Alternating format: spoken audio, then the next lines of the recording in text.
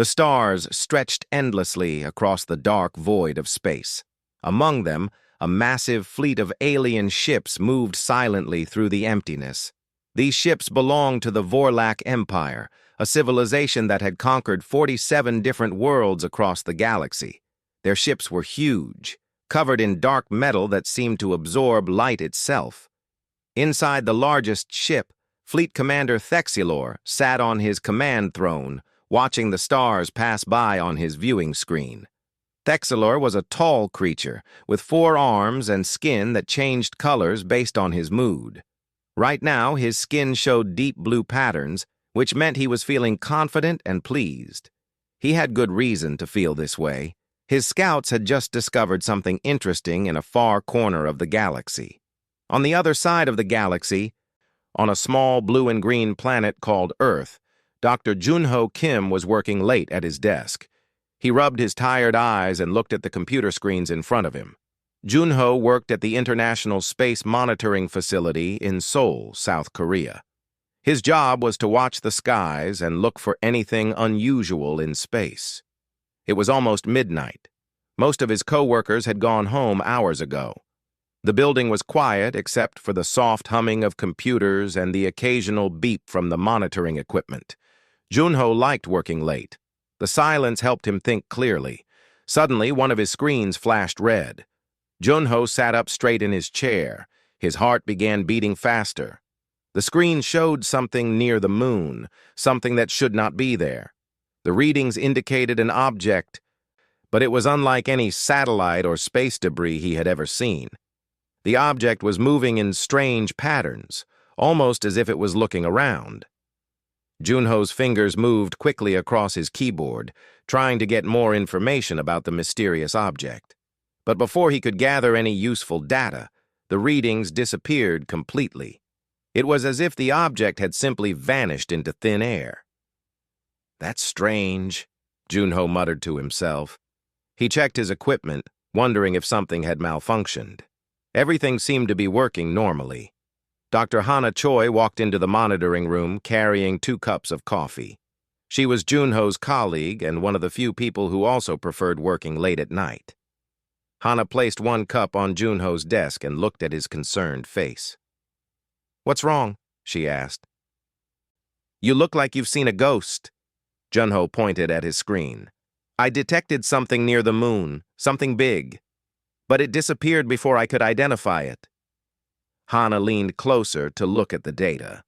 She sipped her coffee slowly, her eyes scanning the numbers and graphs. After a moment, she shrugged. "Probably just cosmic interference," she said. "We get false readings all the time. Maybe it was a solar flare or some random space debris." "Maybe," Junho said, but he did not sound convinced. He had been doing this job for 10 years, and he knew the difference between normal interference and something real. Whatever he had detected felt different. It felt wrong. Hana patted his shoulder. "Don't worry too much. If it was important, it would show up again. Get some rest. You've been here for 14 hours straight." Junho nodded. But he saved all the data from that moment anyway. Something in his gut told him this was important. Far above Earth's atmosphere, invisible to all human detection systems, the Vorlak scout ship moved away from the moon. Inside the small craft, 2 Vorlak scouts reviewed the information they had gathered about the planet below. "The inhabitants are primitive," the first scout reported to Commander Thexilor through their communication system. "They have barely left their own planet. No signs of faster-than-light travel, no planetary defense shields, no orbital weapons platforms." The second scout added more information. "They are divided into many different groups called nations. These nations compete with each other and often fight among themselves. Their military technology relies on chemical explosions and basic nuclear reactions. Very primitive compared to our standards." Thexilor listened carefully to the report. His skin began showing yellow patterns, which meant he was thinking deeply. A planet with resources but no real defenses. This was an opportunity the Vorlak Empire could not ignore. "What about their population?" Thexilor asked. Approximately 8 billion individuals, the scout replied. They call themselves humans. They breathe oxygen, drink water, and seem to be quite fragile physically. Their planet has abundant resources, including rare minerals, water, and a stable atmosphere. The planet's location is also strategically valuable for expanding our empire in this region of the galaxy. Thexeler's skin turned bright orange, showing his excitement. Continue monitoring from a safe distance. Do not let them detect you again. I will report this to the High Command. The Vorlak Empire's High Command met in a massive chamber on their home planet. 12 members of different Vorlak clans sat around a circular table made from dark crystal. Each member represented billions of Vorlak citizens and dozens of conquered worlds. Commander Thexelor presented his findings about Earth using holographic projections. The images showed Earth's blue oceans, green lands, and white clouds. They showed human cities full of lights. They showed human vehicles moving on roads and human aircraft flying through the sky. As you can see, Thexelor explained, this planet possesses everything we need for our next expansion. Resources, strategic location, and most importantly, it is completely defenseless. Our analysis suggests that our fleet could take control of this planet within days, perhaps even hours. One of the High Command members, an elderly Vorlak with silver skin, spoke up. Are you certain they pose no threat? Even primitive species can sometimes surprise us. Thexeler's skin showed green patterns, indicating absolute certainty. I am completely certain, honored elder. They cannot even travel between stars. They have no energy shields. Their weapons are laughably primitive. They are like children playing with wooden sticks while we wield plasma cannons. This will be the easiest conquest in our empire's history. Another council member asked, what about their behavior? Are they peaceful or aggressive? They are aggressive with each other, Thexelor answered, but only in small, localized conflicts. They have never faced a real invasion from space. They have no experience with interstellar warfare. They do not even believe that other intelligent species exist. We will shock them into submission before they understand what is happening. The High Command voted. The decision was unanimous.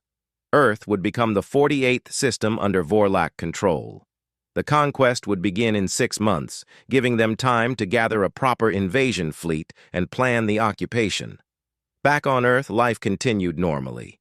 People went to work, children went to school, and nobody knew that their entire world had just been marked for invasion. Junho Kim continued monitoring the skies every night, but he never detected the Vorlak scout ship again. The aliens had learned to hide themselves better. 6 months passed quickly. On Earth, seasons changed. Spring turned to summer, then to autumn. People celebrated holidays, fell in love, had arguments, and lived their ordinary lives. They looked up at the stars and wondered if anyone else was out there, never knowing that someone was looking back at them. In space, the Vorlak prepared their largest invasion fleet ever assembled. 300 warships gathered at a secret location, each one loaded with weapons and soldiers. Commander Thexelor inspected his fleet with pride. Soon, Earth would belong to the Vorlak Empire. The Vorlak made one critical mistake in their planning. They assumed that defenseless meant helpless. They assumed that primitive meant weak. They assumed that divided meant defeatable. They were about to learn how wrong they were about humanity. The morning started like any other morning around the world. In Tokyo, people rushed to catch their trains to work. In New York, coffee shops opened their doors to sleepy customers. In Seoul, students walked to school carrying heavy backpacks. The sun rose and set as it always did, and nobody expected anything unusual to happen. Then, at exactly 3 in the afternoon, Greenwich Mean Time, every telescope on Earth that was pointed at space detected the same thing. 300 massive objects appeared at the edge of the solar system, just beyond Neptune's orbit. The objects were not asteroids or comets. They were ships, alien ships. At first, people thought it was a mistake. Scientists checked and rechecked their instruments. But the readings were correct. The ships were real and they were moving toward Earth. Within minutes, emergency alerts went out to every government on the planet. Military bases went on high alert. Presidents and prime ministers were woken from sleep and rushed to secure locations. News networks interrupted their regular programs with breaking news bulletins. The world watched in shock as images of the alien fleet appeared on screens everywhere. Dr. Jun-Ho Kim was at the monitoring facility when the ships appeared. He had been right 6 months ago. Something had been watching Earth, now that something had returned with an army. "I knew it," Jun-Ho whispered, staring at his screens. "I knew something was wrong." Hana stood beside him, her face pale with fear. "How many ships are there?" "Our computers are still counting," Jun-Ho replied, his voice shaking. "But it looks like hundreds, maybe more." Across the world, panic began to spread. Some people ran to stores to buy food and supplies. Others tried to flee cities, causing massive traffic jams on highways. Some people went to churches, temples, and mosques to pray. Everyone was terrified. At the United Nations headquarters in New York, an emergency meeting was called. Representatives from every country gathered in the main assembly hall. The room buzzed with worried voices speaking dozens of different languages. Everyone wanted answers, but nobody had any. Then at midnight, the aliens sent a message. Every television, radio, computer, and phone on Earth received it at the same time. The message played in every language humans spoke. The voice was strange, mechanical, but clear. "People of Earth," the message began. "I am Fleet Commander Thexilor of the Vorlak Empire. Your planet has been selected to join our empire. You have 72 hours to surrender peacefully. If you surrender, you will be allowed to live as workers in our empire.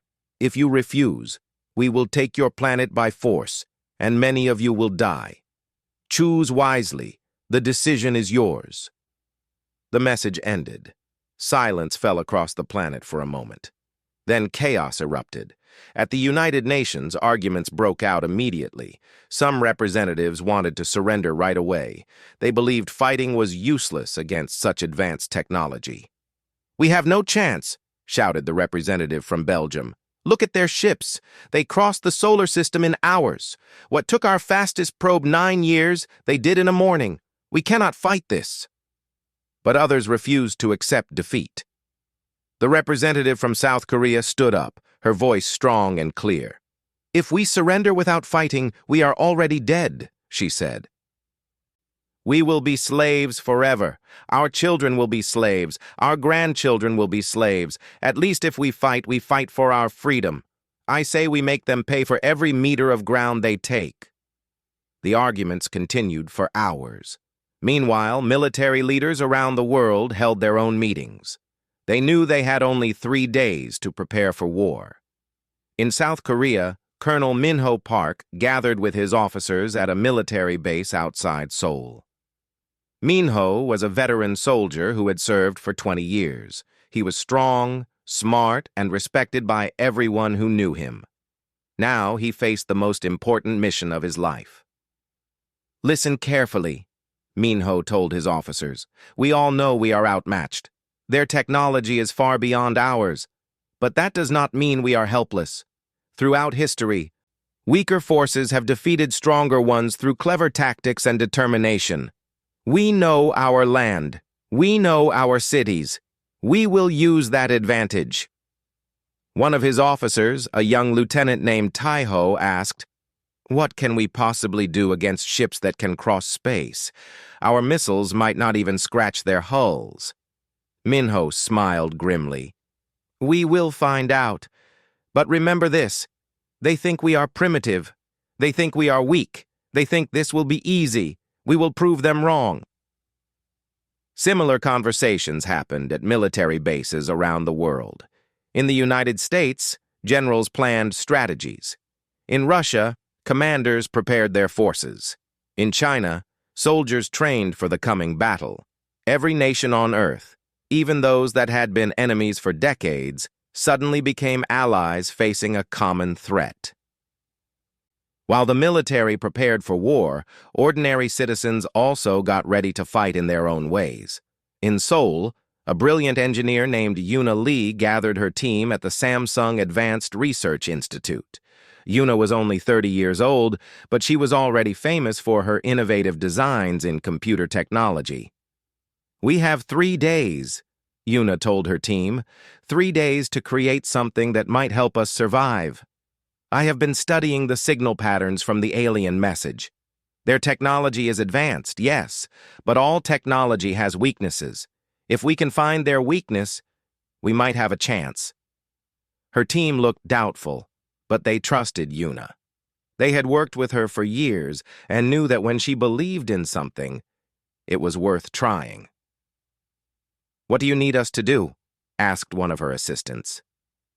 "We need to build a computer virus," Yuna explained. "But not just any virus. This virus needs to be able to work on alien technology we have never seen before. It needs to be adaptable, intelligent, and invisible until it is too late.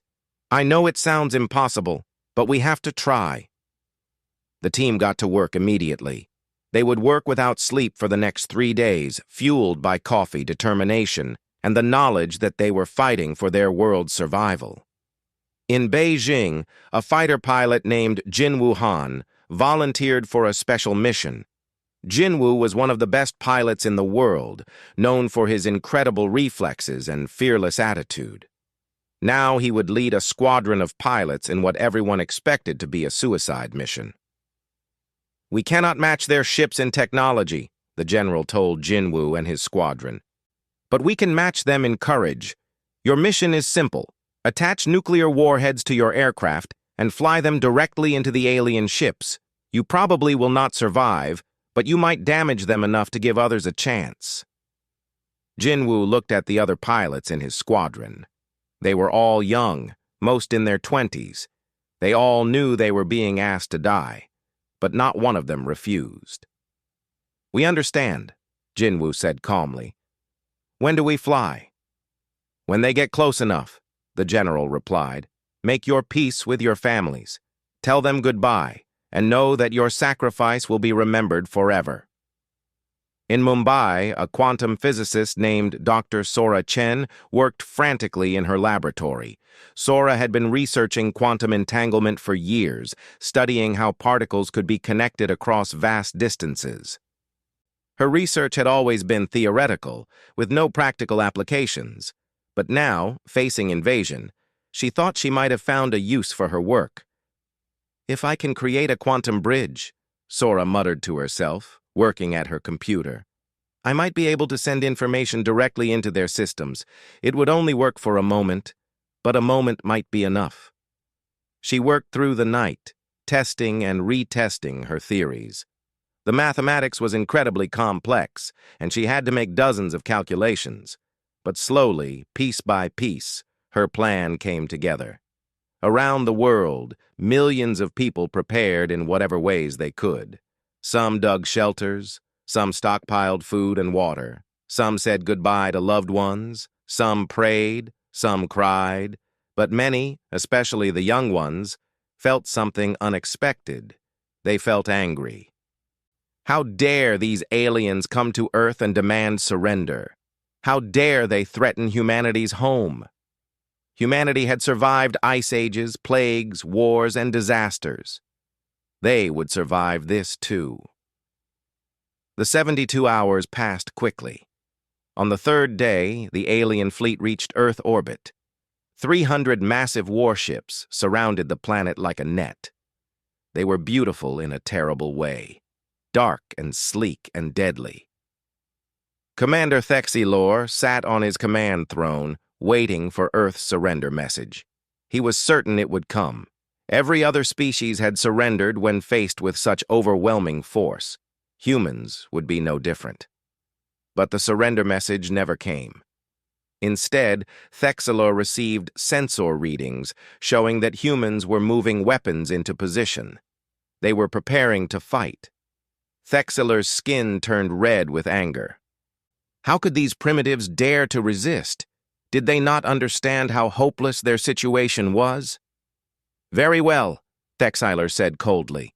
If they choose death, we will give it to them. Begin the invasion.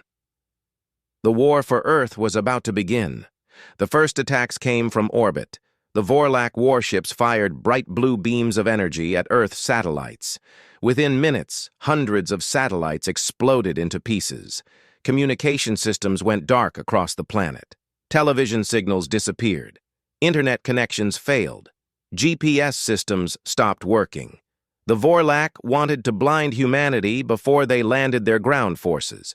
But the Vorlak did not know that humans had backup systems. Military forces around the world switched to radio communications. Old technology, simple technology. But it worked. The military network stayed connected. Commander Thexilor watched from his flagship as his forces prepared to land on Earth.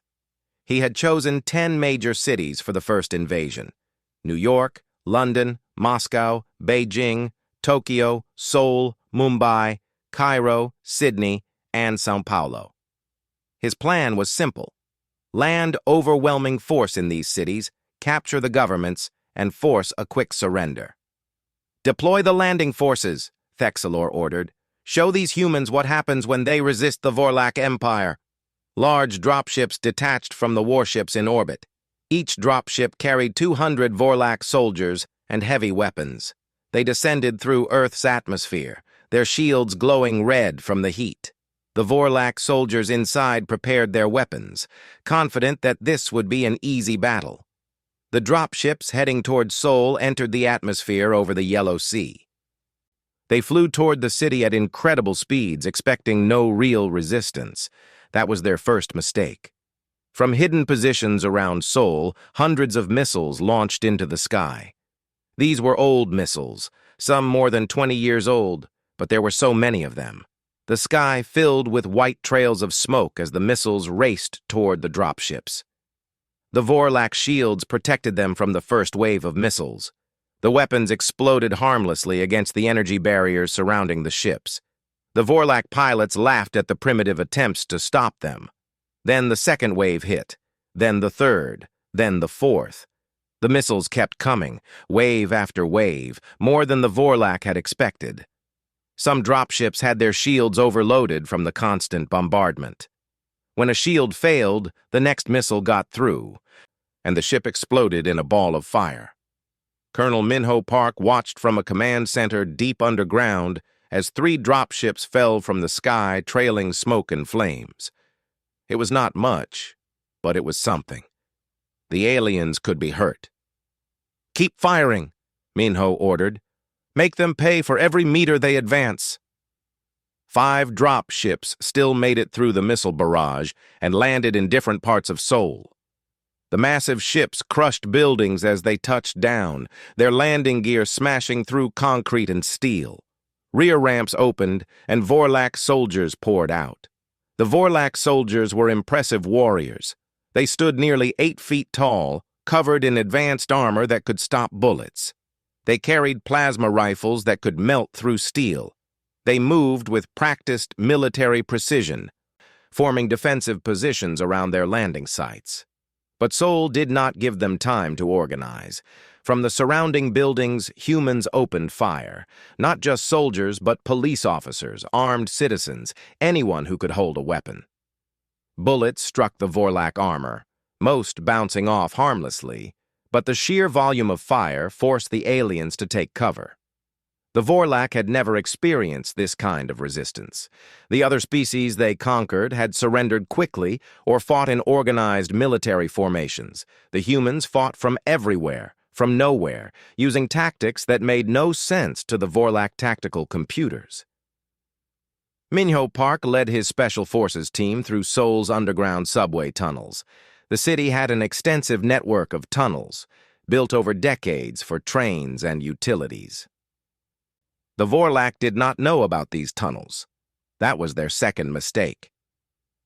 Minho's team emerged from a subway entrance right behind a group of Vorlak soldiers. The aliens were focused on the buildings ahead of them, never expecting an attack from behind. Minho's team threw grenades and opened fire with automatic weapons at close range. 3 Vorlak soldiers fell before the others could react. The Vorlak turned their plasma weapons on Minho's position, but the humans were already gone, disappearing back into the tunnels.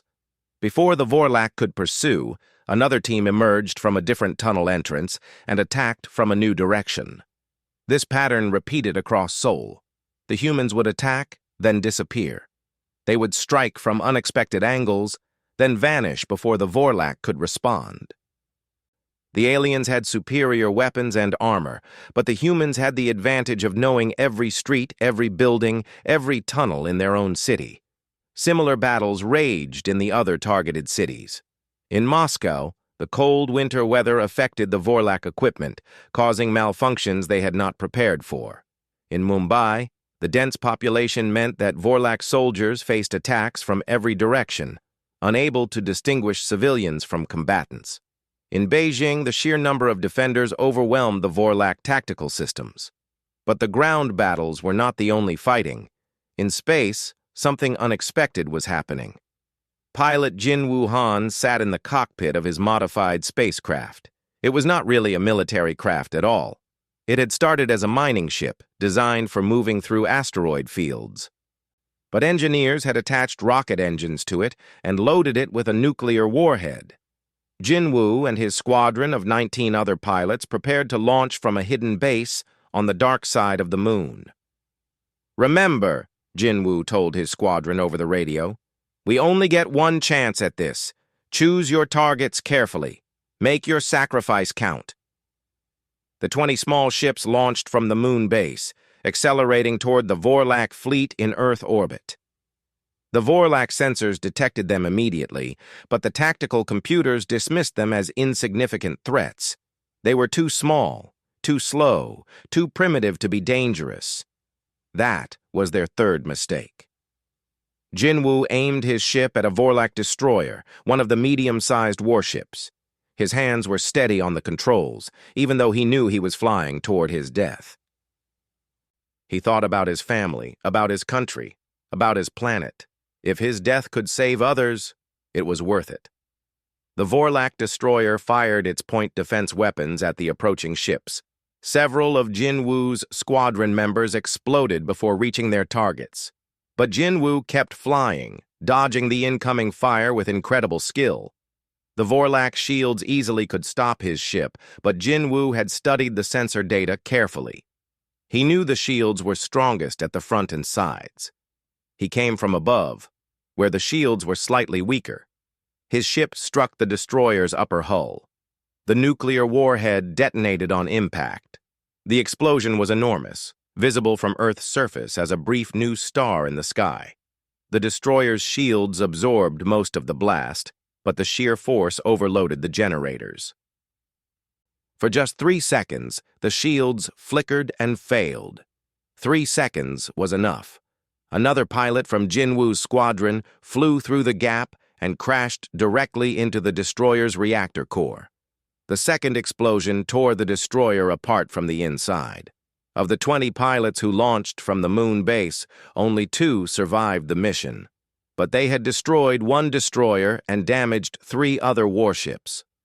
The Vorlak fleet learned a harsh lesson.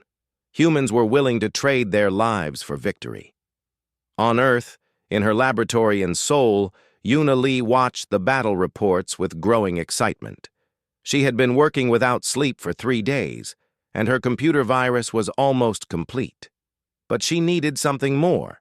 She needed a way to deliver the virus to the Vorlak systems. That was when she received a call from India. Dr. Sora Chen had successfully created a quantum entanglement device. If Yuna could send her virus through Sora's quantum bridge, it might be able to penetrate the Vorlak computer networks. "Are you sure this will work?" Yuna asked over the encrypted connection. "Honestly? No," Sora replied. "The theory is sound, but we have never tested anything like this. We will only get one chance. If it fails, the Vorlak will detect our attempt and shield their systems against future attacks." Yuna looked at her computer screen, at the virus code she had written. It was her best work, elegant and deadly. But would it be enough? "Let's do it," Yuna decided. "We have nothing to lose." The 2 women worked together. connecting their systems across thousands of miles. Sora activated her quantum entanglement device, creating a microscopic bridge into the Vorlak network. The bridge would only last for a fraction of a second, but that was all Yuna needed. She pressed the Enter key. Her virus uploaded into the Vorlak system faster than thought itself. Then the quantum bridge collapsed, and it was done. For several minutes, nothing happened.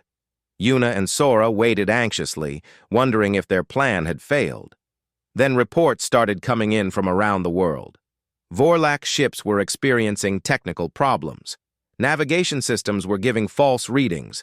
Weapons were failing to target correctly. Communication channels were broadcasting strange signals. The virus was working. On his flagship, Commander Thexilor stared at his displays in confusion and growing fear. Something was wrong with his fleet's computer systems. His technicians worked frantically to identify the problem, but the virus was unlike anything they had ever encountered. It did not just attack the systems. It learned, adapted, and spread through their networks like a living thing. "Sir," his navigation officer reported, "I am getting false coordinates from the positioning system. I cannot trust any of my instruments." "Sir," his weapons officer added, "the targeting computers are malfunctioning. Several ships report their weapons are locked onto friendly vessels." Thexilor's skin turned purple with rage and fear. How had these primitive humans done this? The Vorlak had the most advanced computer security in the known galaxy.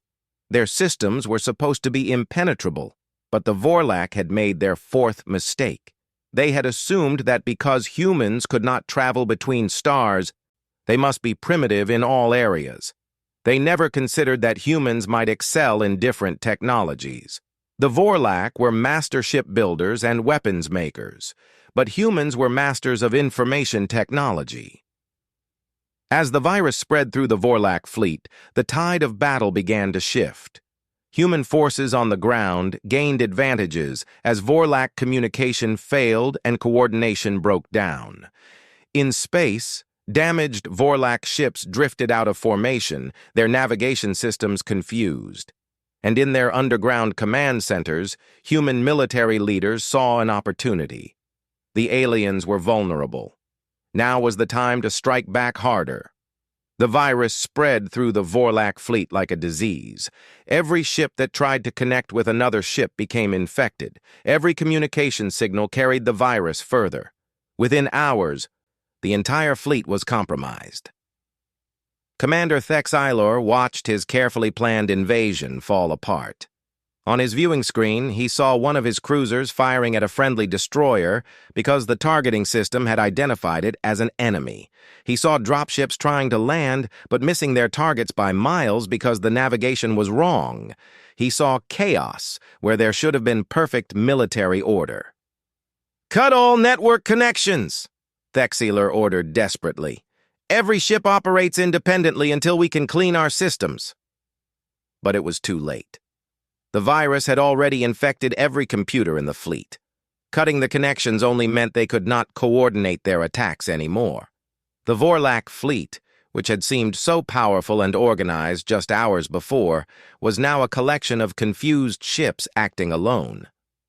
On Earth, human forces took advantage of the chaos. Colonel Minho Park led a major counterattack in Seoul. His forces emerged from the tunnels in multiple locations simultaneously, surrounding the Vorlak landing sites. Without working communications, the Vorlak soldiers could not call for reinforcements or air support. They were trapped. The battle was fierce and bloody. The Vorlak soldiers were still dangerous, their armor strong and their plasma weapons deadly. But the humans had numbers and determination. For every human that fell, 2 more took their place. The defenders of Seoul fought with a fury the Vorlak had never encountered. One Vorlak soldier found himself separated from his unit, backed into an alley by a group of human fighters. He raised his plasma rifle, but before he could fire, an elderly woman threw a bottle filled with gasoline and fire at him. The primitive weapon splashed burning liquid across his armor, and while he tried to extinguish the flames, the human fighters rushed him with clubs and knives. This scene repeated across Seoul and the other invaded cities. The humans used every weapon they could find, from military hardware to improvised devices. They turned their own city infrastructure against the invaders, collapsing buildings on Vorlak positions, flooding tunnels where aliens had taken shelter, even cutting power lines and using them as electric traps. In Moscow, a young girl named Katya became famous for running between soldiers delivering ammunition while under fire. In Cairo, an old shopkeeper named Hassan used his knowledge of the ancient city's underground passages to guide strike teams behind enemy lines. Heroes emerged everywhere, ordinary people doing extraordinary things to defend their home. In space, human forces launched a coordinated attack on the confused Vorlak fleet. Every spacecraft that could carry a weapon was sent up, from military fighters to converted civilian ships. They attached missiles, bombs, and even just chunks of metal to be used as kinetic weapons. The human fleet was not impressive by any military standard, but there were thousands of them. The Vorlak tried to defend themselves, but their targeting systems kept malfunctioning. Ships that should have been able to easily destroy the human craft instead missed repeatedly. Some Vorlak ships accidentally shot at each other. The virus had turned their advanced technology into a liability. A converted cargo ship from Japan rammed into a Vorlak frigate. The ship's captain had filled his cargo hold with explosives and flew his ship directly into the enemy vessel.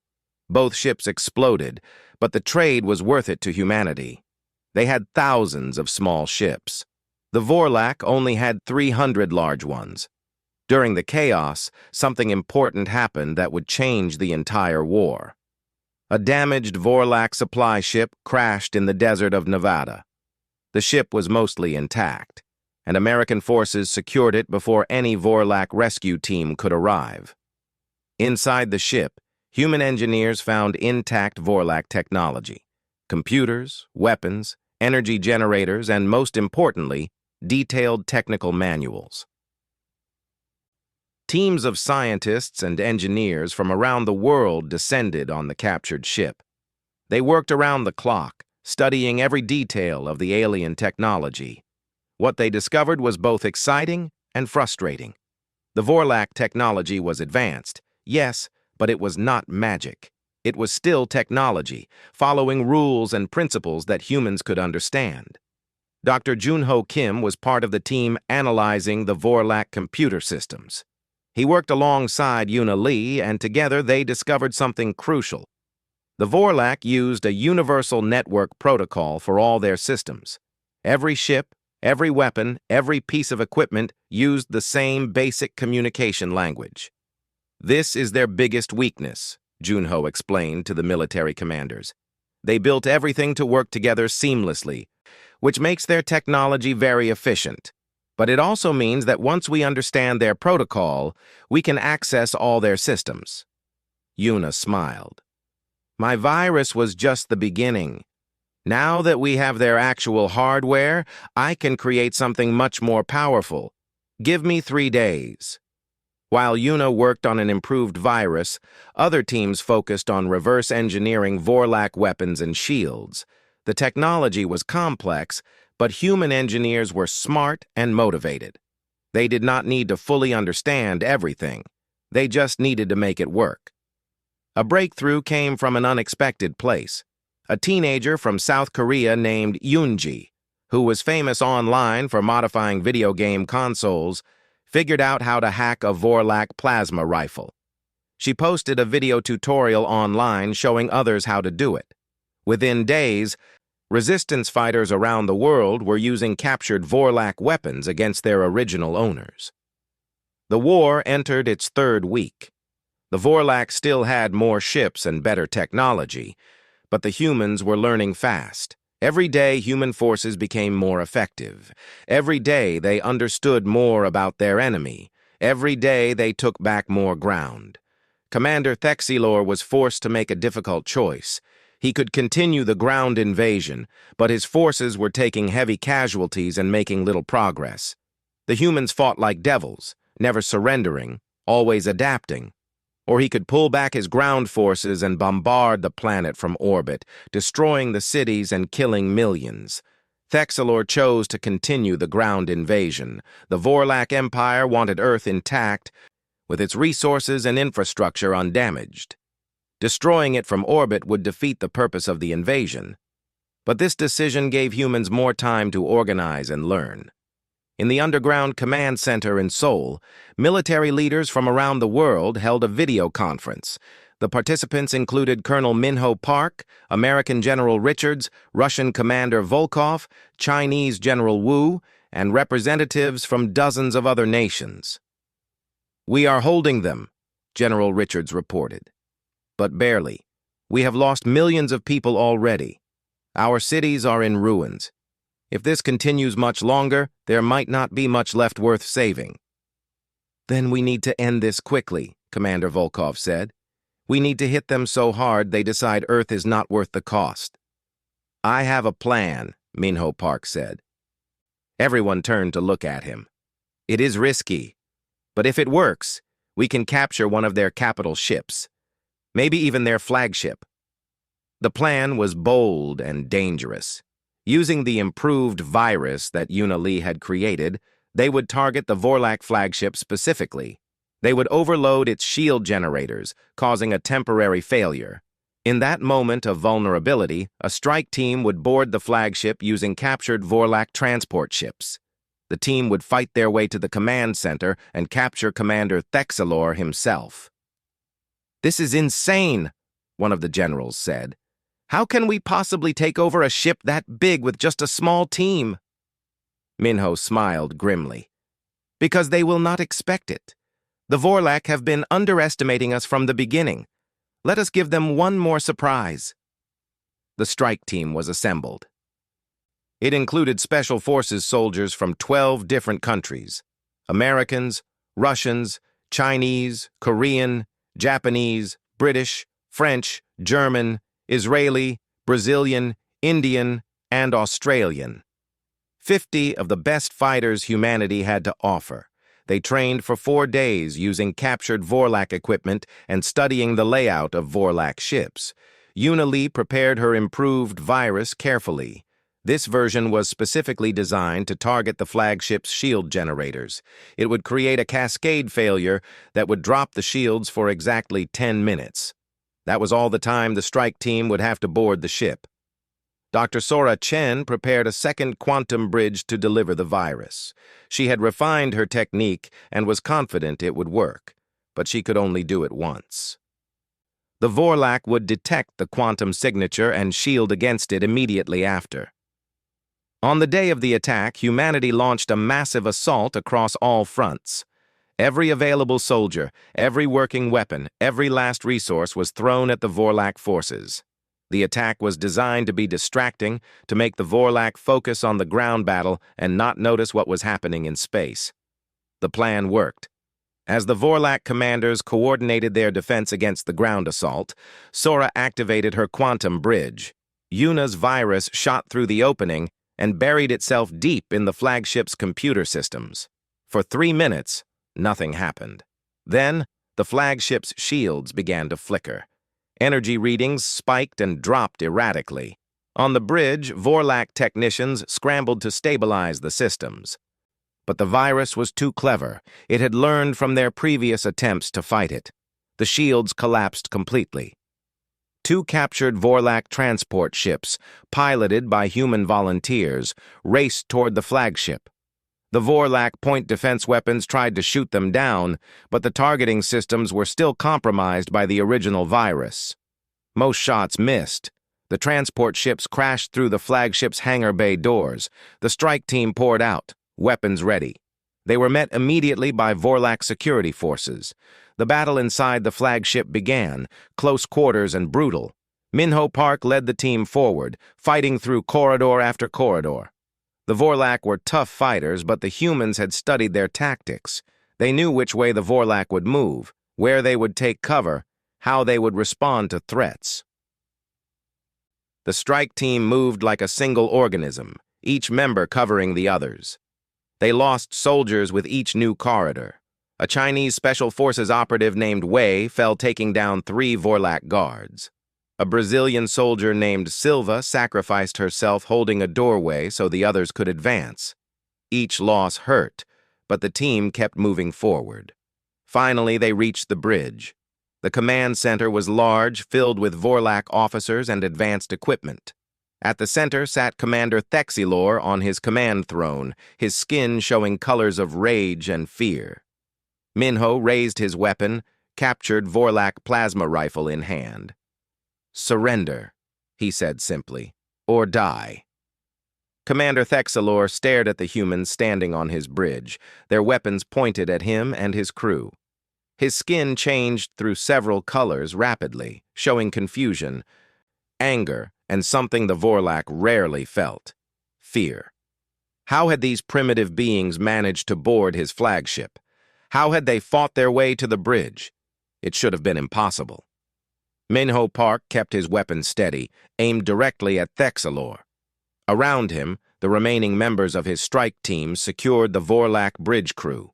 They had lost 23 soldiers getting here. 23 friends and comrades who would never see Earth again. Their sacrifice would not be wasted. "Order your fleet to cease fire," Minho said calmly. "Now." Thexilor's skin turned dark red with defiance. "I will not surrender to primitives. Kill me if you wish, but my fleet will continue fighting. You have accomplished nothing except getting yourselves killed." Minho nodded to one of his team members, a Korean technical specialist named Hyun. Hyun moved to the main computer console and began working.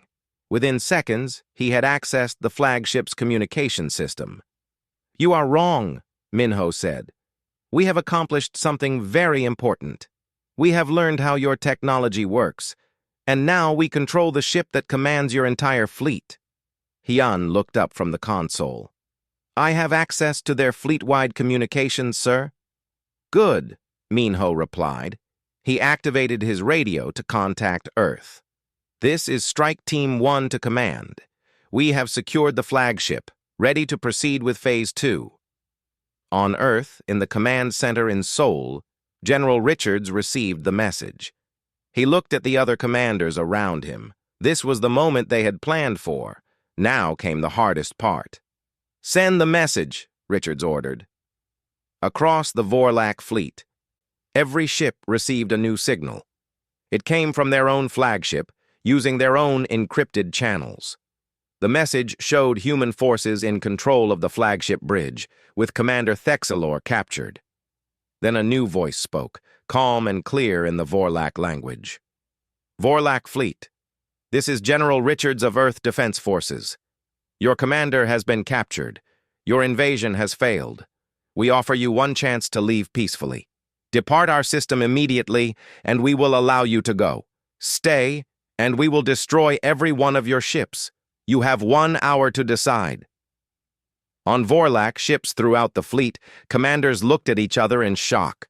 Some argued for continuing the fight.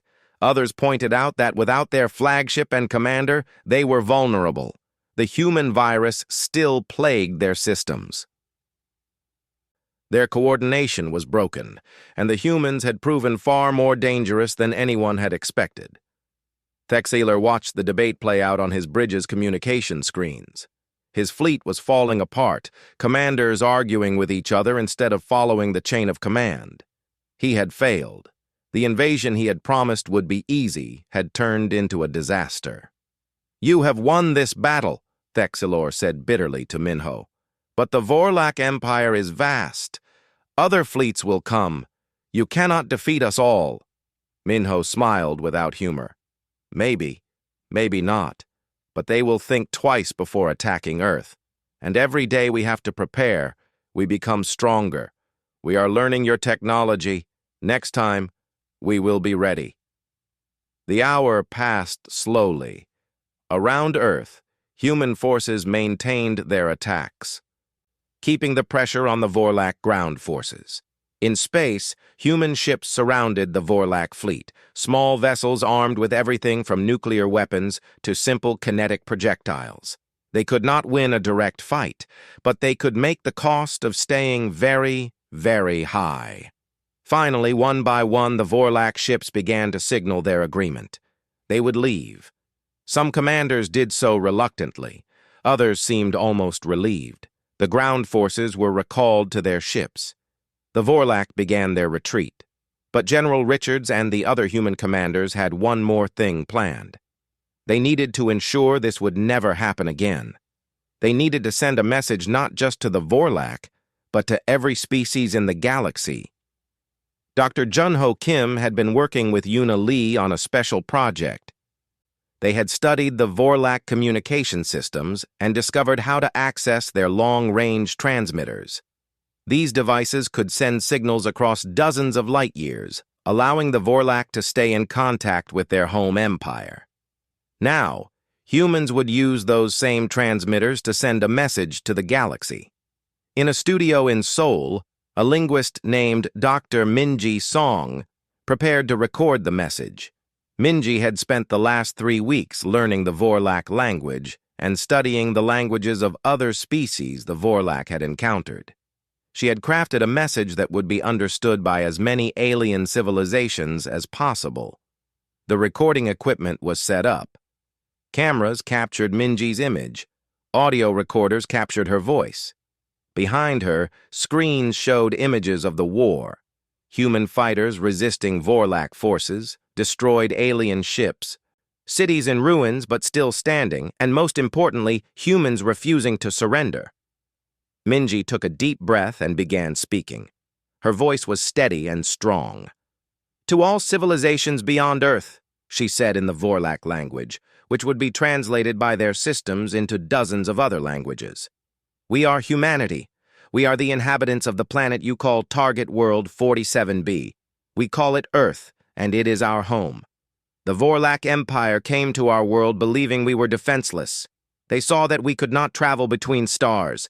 They saw that we had no energy shields or plasma weapons. They saw that we fought among ourselves. They believed these things made us weak. They were wrong. We are not the strongest species. We are not the fastest. We are not the most advanced. But we have something that your technology cannot measure. We have the will to survive. We have the ability to adapt. We have the determination to fight for our home, no matter the cost." The Vorlak came with 300 warships and thought they could conquer us in days. It has been 3 weeks, and they are retreating. They came with superior technology, and we turned it against them. They came with trained soldiers, and we met them with ordinary citizens who refused to be slaves. We lost millions of our people in this war. Our cities are damaged. Our world is scarred. But we are still here. We are still free. And we are stronger now than we were before because we have learned from this experience. To the Vorlak Empire and any other civilization considering Earth as a target, remember this day. Remember that defenseless does not mean helpless. Remember that primitive does not mean weak. Remember that divided does not mean defeatable. We do not seek war with other species. We would prefer peace and cooperation. But if you come to our world with weapons and demands of surrender, you will find that humans do not kneel. We fight, we adapt, we survive, and we never, ever forgive those who threaten our home. Earth is defended by 8 billion humans, and every single one of us would rather die fighting than live as slaves. Choose your next actions carefully. The message ended. Junho and Yuna worked together to broadcast it using the Vorlak transmitters. The signal went out in all directions, spreading across space at the speed of light, carrying humanity's warning to the stars. On the Vorlak flagship, Thexilor heard the message and felt something he had never experienced before: respect for an enemy. These humans were fierce. Given time, they would become a major power in the galaxy. The Vorlak Empire had made a terrible mistake attacking them. "What will you do with me?" Thexilor asked Minho. "We are not monsters," Minho replied. "You will be returned to your fleet, but you will carry our message back to your empire. Tell them what happened here. Tell them that Earth is not worth the cost." Thexalor was transported to a shuttle and sent back to his fleet. As he left the flagship, now under human control, he looked back at the blue planet below. It looked so peaceful from space, so beautiful and fragile. But he knew the truth now. Earth was defended by the most stubborn, most adaptable, most dangerous species he had ever encountered. The Vorlak fleet departed the solar system. It took them 3 days to gather all their forces and begin the journey home. As they left, human forces did not pursue. They watched the aliens go, weapons ready in case of a trick, but allowing them to leave peacefully. When the last Vorlak ship disappeared from Earth's sensors, celebrations erupted around the world. People poured into the streets, crying and laughing and hugging strangers. They had survived. They had won. But the leaders of Earth knew the celebration had to be brief. There was much work to do. The captured Vorlak flagship and several damaged ships that could not escape were treasure troves of technology. Teams of scientists and engineers began studying them immediately. Over the following months, human technology advanced rapidly. They reverse-engineered Vorlak shield technology and began installing it on military bases and cities. They studied the faster-than-light drives and started building their own versions. They learned how to manufacture plasma weapons and energy generators. Una Lee led the effort to create Earth's own computer security systems, ensuring that no other species could use similar tactics against humanity. Junho Kim worked on improving Earth's sensor networks, making sure no one could sneak up on the planet again. Colonel Minho Park became General Park, leading the newly formed United Earth Defense Force. Soldiers from every nation joined this new organization, dedicated to protecting the entire planet. The old conflicts between nations seemed less important now. They had faced extinction together and survived together. In space, humanity began building its own defense fleet. The ships were smaller than Vorlak vessels, but incorporated lessons learned from the war. They were fast, maneuverable, and designed specifically for defending Earth rather than conquering other worlds. 5 years after the invasion, Earth launched its first exploration ship. The crew was international, representing nations from around the world. Their mission was not to conquer, but to explore, to make contact with other civilizations peacefully, and to establish Earth's presence in the galaxy. 20 years after the invasion, Dr. Hana Choi stood beside Junho Kim at the orbital defense platform Earth-1. They were older now, with gray in their hair, but they were also proud of what humanity had accomplished. The platform was one of 12 massive stations surrounding Earth, each armed with weapons that combined human innovation with alien technology. "Do you think they will try again?" Hana asked, looking at the stars. Junho smiled. "If they do, they will be making their second mistake. We are not the same species they invaded 20 years ago. We are stronger, smarter, and more united." "I hope it does not come to that," Hana said. "I hope we can find peace with other species." "So do I," Junho agreed. "But if peace is not possible, we are ready for war." Far across the galaxy, in the archives of the Vorlak Empire, Earth's file was updated with a single classification code marked in their brightest warning color, "Do not engage." Below that, a note explained that Earth was defended by a species that compensated for technological limitations with tactical innovation, savage determination, and an absolute refusal to surrender. Other alien civilizations received the message that Earth had broadcast. Some dismissed it as bluster from a primitive species. Others took it seriously. A few scientific missions approached Earth carefully, peacefully, seeking knowledge exchange rather than conquest. These missions were welcomed, but those who came with weapons or demands found the same fierce resistance that the Vorlak had encountered. Word spread through the galaxy. Earth and its humans were not to be underestimated. Humanity had earned its place among the stars not through peaceful first contact, but by proving that even the most advanced civilization should think twice before threatening the species that never learned how to quit. They had been underestimated once. It was a mistake no one would make twice. The invasion that was supposed to last days had lasted 3 weeks and cost the Vorlak Empire dearly. They had learned what humanity already knew, that the strongest weapon is not technology or numbers, but the will to fight for your home no matter the odds. Earth was safe, humanity was free, and the galaxy had learned an important lesson. They thought Earth was defenseless, but humanity showed them their first mistake.